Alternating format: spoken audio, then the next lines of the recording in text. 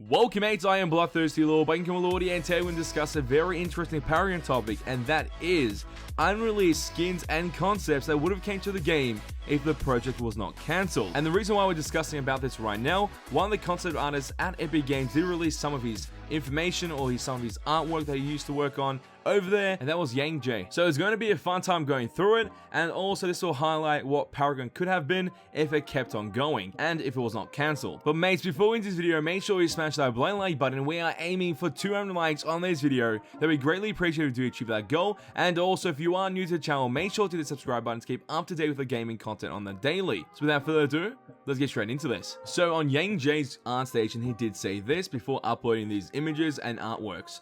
Some old concepts for a cancelled project, Paragon 2016 to 2017, most of them are designed of a basis of a model. Although the design skin has many limitations, I can try different themes and understand different cultures every week, which is very interesting.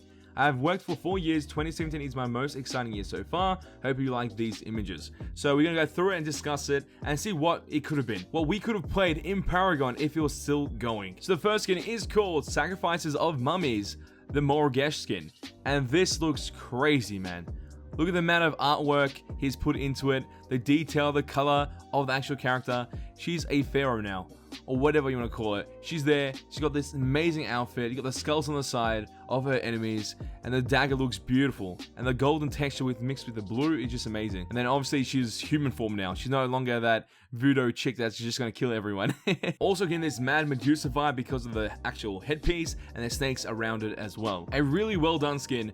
Should I guess the tiers as well for these skins? Because I feel like this could be like tier 2, tier 3, but obviously when it goes to tier 3 and tier 4, those were ability changes and voice changes, which we never really saw too much of that in the game, sadly. But I'm guessing this skin would have had the chance to become like a tier 3 skin for sure. Then he also had some artwork of Revenant, Halloween Narbash, some other things that we've seen in the game already, so I'm just going to quickly highlight them on the screen so you know what it's about. And obviously the artwork he put into it before the character was created into Paragon, and then we actually got to play it. And that was kind of awesome to see it in action and actually witness how strong these details that he put into his artwork came into the actual game. And the next skin is Narbash Metal Boar, which is 100% a tier 2 skin for this character, and it just looks like a metal hardcore Narbash. So if you're a metal fan and you want to play Narbash, this is like the perfect combo, because in his trailers he's always playing the music, marching around, and now his new genre of music is metal, and he can embrace that, and that's crazy.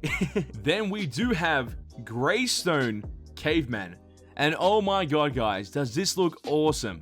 It's like a prehistoric version of Greystone, and I can't believe it. He's got a bloody saber-tooth tiger on his back instead of that dragon, and his shield is Triceratops skull. I'm pretty sure that's what it's called. Give me a second, I need to search that up. Yep, I was right on that. And then you see Greystone with the long hair, the massive beard, and that sword that looks insanely disgusting, because you want to use that against opponents, they're just going to shred them and destroy them. Easy games, boys. And it's also really cool how the concept artist was able to capture that era, that time of how a character would look like in that time. So that's really awesome how it came out. This is guaranteed most likely a tier 3 skin if it was ever to come out to Paragon. And the next skin is the evolution of Rampage to his crab form, and it looks crazy actually.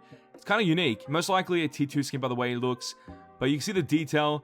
They try to explore a lot of that deep sea feeling on Rampage, and also elemental effects on Rampage, as we saw with some of his skins in the game. And it seems like they try to go deeper with that, and they made a crab version of him, and it does not look too bad in my opinion. But also, well, I'm more interested about what happens when he does use his ultimate. Does he stay in the same form but bigger, or does he change in a certain way? That would be cool to see if that effect was here listed as well, and how he would have looked being in that state. But either way, very nice skin indeed. And then we move on to Sereth Northern.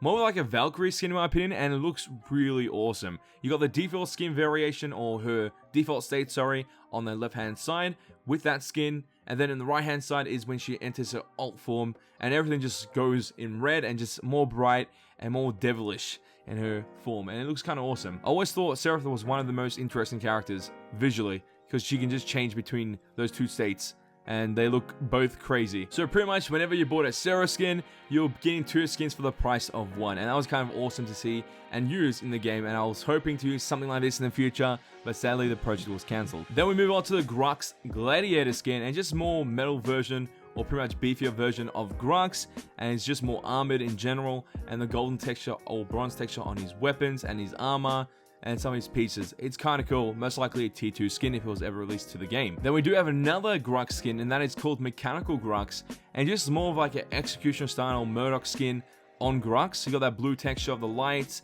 coming through his pieces of gear, and majority of his armor or his pieces are black, so dark texture with the blue neon lights coming through, and it look amazing to see, and obviously very terrifying. It's got more of a sci-fi look towards him, and it's just really clean in my opinion. And this also could have been a tier 2 or tier 3, like an energized skin for Grux. And if that wasn't enough Grux skins for you, we got another Grux skin, and that is Grux Maya.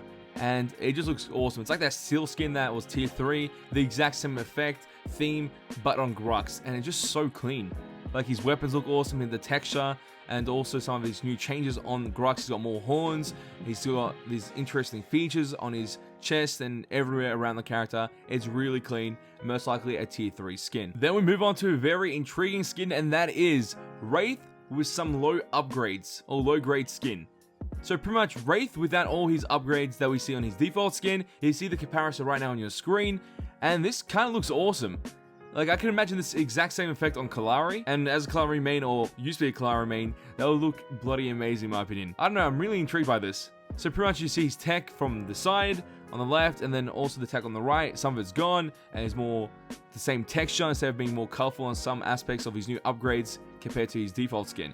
I really like this skin, most likely tier 1 though. I don't think anything higher. If it was higher than tier 1 or tier 2, I'll be kind of surprised. And then we move on to a masterpiece of a skin, and that is Aurora CYBERPUNK. And when I was playing Aurora, I used to play it always in the mid lane. I used to always do it. It was just something abusive in my opinion. A CC mid laner that can help roam around. It was just so much fun. And then seeing a skin that like this that could have been on the character, oh my god, mates. That would have been an insta buy for sure. I love the CYBERPUNK theme. Just seeing it on Aurora looks amazing. Like, she's got the cape physics with her cape, folded by her arm, being all teched out and robotic. She's also got that hint of pink in her hair. Just the color scheme is just so good. Oh my god, guys. I guarantee that this skin would have been a tier 4 skin for sure. Then we move on to the next Aurora skin, which is Aurora Summertime. And just like the summer vibe, Twin Blood skin, you got the exact same feel on Aurora. She has an umbrella, she's got this aqua effect of texture and just water effect everywhere. The raincoat, cape, and then also the summer hat with the little ice flower on top. It's just a clean skin. There's like no hate here. You cannot hate Aurora skins. They're actually so clean. Most likely a tier 3 skin at most. And then we move on to the Muriel skin, which is Muriel Air Force. And just a completely different skin for Muriel, and obviously changed some of the visual effects on the skin, which is kind of clean. Most likely a tier 1 skin. I don't know what to really talk about it because I didn't play it as much, but this skin doesn't look too bad. And then we move on to the awesome Muriel skin, and that is Muriel Tokyo. Just imagine her flying through the skies with her ultimate towards a teammate with this skin. Most likely a pink line effect as a trail effect around the character as well when she does certain abilities. It's just an awesome skin to look at. Like, I actually like the vibe of this skin. It's so good. Muriel Tokyo Drift. How much revs does she have? We don't know. It's a bit CYBERPUNK as well, which maybe that's the reason why I do like it. But most likely a tier 3 skin for the character for sure. And then we move on to the next skins, which belong to Countess. And Countess is an amazing character, burst mid laner, and she was really fun to play because of her high risk, high reward situations that she did have. And this skin that we're looking at right now is a Shadow Ops counter skin. So we saw Shadow Ops Twin Blast, it was in game, and then we had another Shadow Ops skin belonging to Countess. Most likely a tier 2 skin, looking really clean, robotic parts on the side, the tech of Shadow Ops character or theme with the actual character as well. Really clean skin. The actual Countess Vampire Rogue.